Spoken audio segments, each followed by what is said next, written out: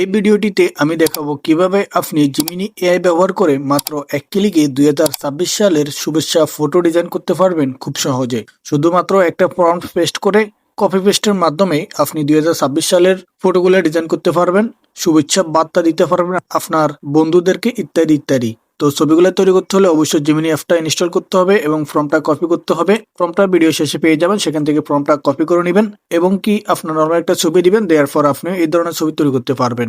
তো ফর্মটা কপি করে নেওয়ার পর আপনি চলে আসবেন যে জিমিনি অ্যাপসে আসার পর এখানে দেখতে পাচ্ছেন যে আস্ক জিমিনি, এই আস্ক জিমিনি অপশনে ক্লিক করে আপনি ফর্মটা পেস্ট করে দিবেন।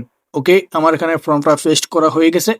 এরপরে নিচে দেখতে পাচ্ছেন যে প্লাস আইকন, এই প্লাস আইকনে ক্লিক করে দিবেন। প্লাস আইকনে ক্লিক করে দেওয়ার পর দেখতে পাচ্ছেন যে গ্যালারি অপশন, এই গ্যালারি অপশনে ক্লিক করে আপনি আপনার গ্যালারি থেকে নর্মাল একটা ছবি দিয়ে দিবেন। তো দেখতে পাচ্ছেন যে আমি একটা ছবি দিয়ে দিচ্ছি। এরপরে অ্যাড অপশনে ক্লিক করে ছবিটা অ্যাড করে নেবেন। ওকে, তো আমার এখানে ফর্মটা পেস্ট করা হয়ে গেছে, ছবিটা অ্যাড করা হয়ে গেছে। এরপরে এখানে দেখতে পাচ্ছেন যে সেন্ড অপশন, এই সেন্ড অপশনে ক্লিক করে দিবেন।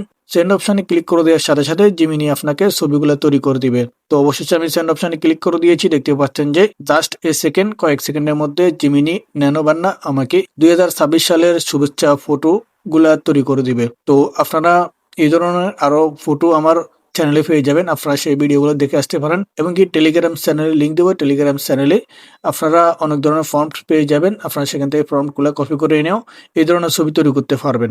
তো বন্ধুরা, অবশ্যই দেখতে পাচ্ছেন যে আমার ছবিটা তৈরি হয়ে গেছে। ওয়াও, একেবারে অসাধারণ দেখা যাচ্ছে, খুবই কোয়ালিটিফুল, রিয়েলিস্টিক মনে হচ্ছে। আপনি এই ধরনের ছবি তৈরি করতে পারবেন। তো এরপরে ছবিটা সেভ করার জন্য ছবির উপরে ক্লিক করে দিবেন এবং কি উপরে দেখতে পাচ্ছেন যে সেভ আইকন, এই সেভ আইকনে ক্লিক করে দেওয়ার সাথে সাথে ছবিটা আপনার গ্যালারিতে সেভ হয়ে যাবে। এরপর আপনি সোশ্যাল মিডিয়া ছবিটা আপলোড করতে পারবেন।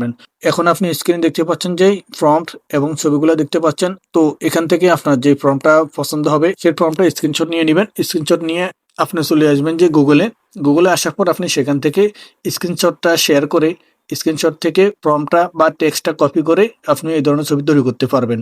তো বন্ধুরা, আশা করি বুঝতে পেরেছেন। এই ছিল ভিডিওটি কেমন লেগেছে অবশ্যই কমেন্ট করে জানাবেন। ভালো থাকবেন, সুস্থ থাকবেন। নতুন হলে চ্যানেলটি সাবস্ক্রাইব করবেন। আল্লাহ হাফেজ।